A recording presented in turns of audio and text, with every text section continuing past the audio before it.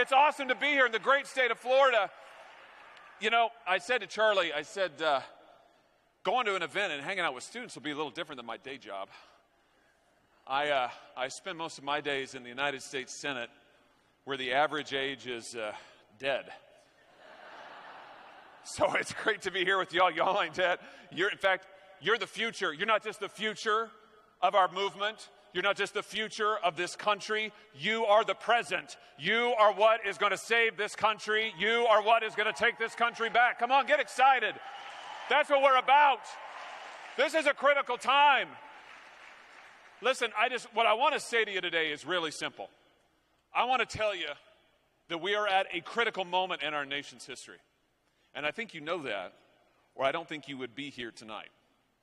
We're in a moment of crisis. Our institutions are in crisis. Our faith is in crisis, under assault from the left. We're seeing an attack on our principles and our values that we've never seen before in American history. But I just want to say this. This may be a moment of crisis, but it is a moment to matter. And your lives are what are going to make the difference. What you have, this nation needs. What you have will turn this country around. And that's what I want to talk with you about here this evening. You know, the left's agenda, man, it is unlike anything that I've ever seen before in my life. They have become so radical. They have become so completely out of touch with reality. I was in the Senate the other day, and I was sitting in a hearing. I'm a lawyer. Don't hold that against me. Lawyer by trade, I know. I'm a lawyer by trade, so I'm on the Judiciary Committee, it's called. So I'm sitting there in this hearing, and it was supposed to be about abortion. By the way, I know Charlie mentioned this, but I just can't let this moment pass. How about the fact that for the first time in 50 years, Roe versus Wade is gone? It's gone.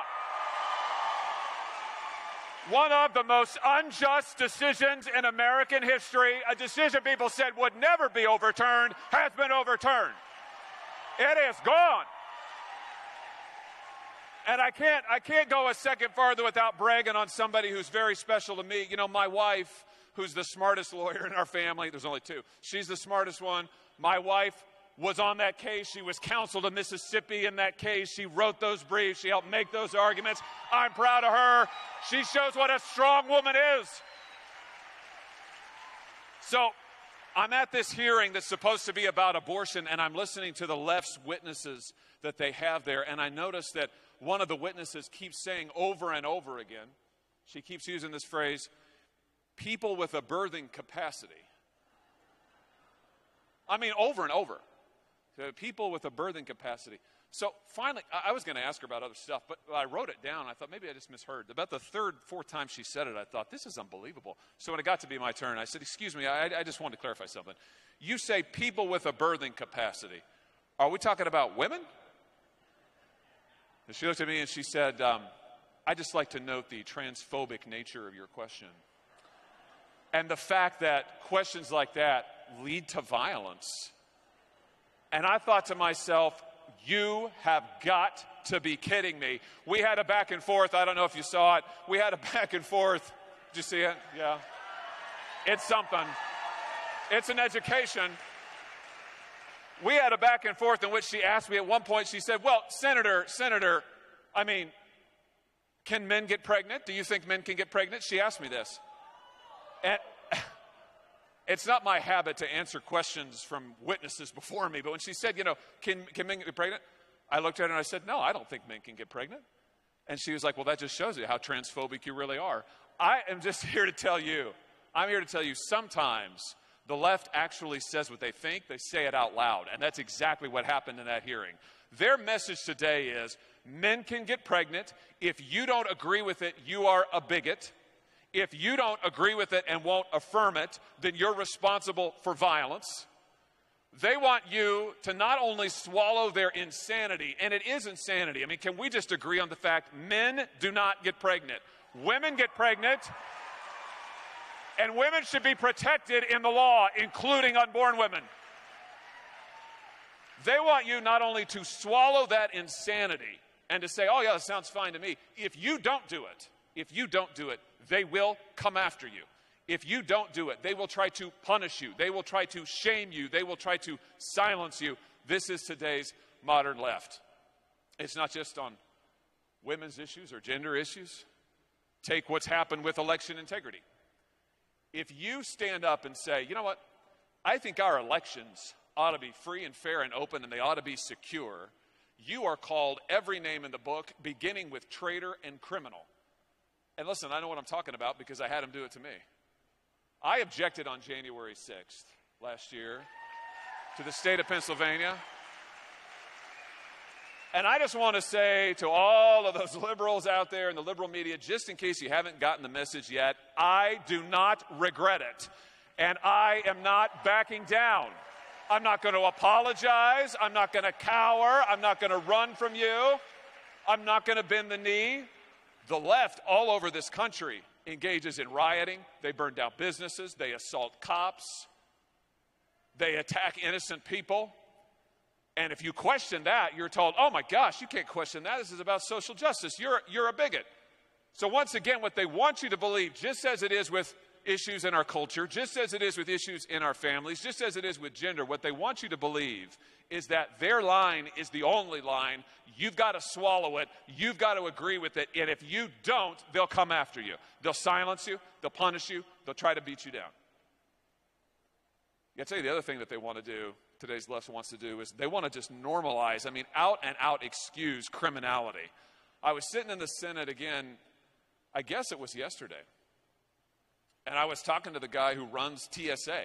Anybody been to an airport recently? Yeah. Was it a good experience? Yeah. So I didn't think so either. So I've got this guy in front of me, he runs TSA, and I said to him, wait a minute, I'm confused about something. Because I read somewhere that if you are an illegal immigrant, if you've broken our country's laws and you've come here illegally, I read somewhere that you, Mr. TSA Administrator, you're allowing illegal aliens to get onto airplanes without a photo ID, and what they can use instead is their arrest warrants. No, seriously. So I thought to myself, this can't be right, you know. So I'll give him the chance to clear it up. He looks at me and he says, well, that's exactly right, Senator, yeah. I said, hold on. You're telling me that if you are an illegal immigrant, an illegal alien who has broken the laws of the country, you don't have a photo ID, not only are they not going to arrest you, they're going to wave you right onto the plane, and you can use your own arrest warrant as the ID. And he said, yeah, that's basically right. He looked at me like, why would we have any problem with that? I just thought to myself, I don't know. Maybe it's because all of these other law-abiding citizens who wait in the longest lines ever, by the way, who have your privacy infringed upon, you have your stuff taken, you're subjected to all these questions, you're randomly or not so randomly surveilled, and yet meanwhile, what you didn't know was if you were just an illegal alien with an arrest warrant, you just get right on the plane. This is today's left. And if you question it, here again, if you question it, they say, what's wrong with you? We're just trying to promote equity. What's wrong with you? We're just trying to make this country more just and fair. What's wrong with you? I think at base, what ties these things together is this. Today's left really has one principle that unites in it, and it's the principle of nihilism. They think that our country is systemically, a word they love, they think it is systemically corrupt. They think it is systemically evil. They think it is systemically bad in every way, and what they want to do is just tear it all down. It is just the spirit of negation. Just tear it all down. That's what they want to do. You know, and unfortunately, the right has not always been there to defend this country. I have to say it. I'm a conservative through and through, but I have to say it. In my lifetime, the contemporary conservatives, a lot of times, they've been a heck of a lot more interested in fighting their foreign wars and in boosting the profits of multinational corporations that send our jobs overseas and hollow out our towns and industries. They've been a lot more interested in that than they have been in fighting for our families and our neighborhoods and our homes and our churches. And ladies and gentlemen, that has to change. And you're the ones to change it. It's got to change now.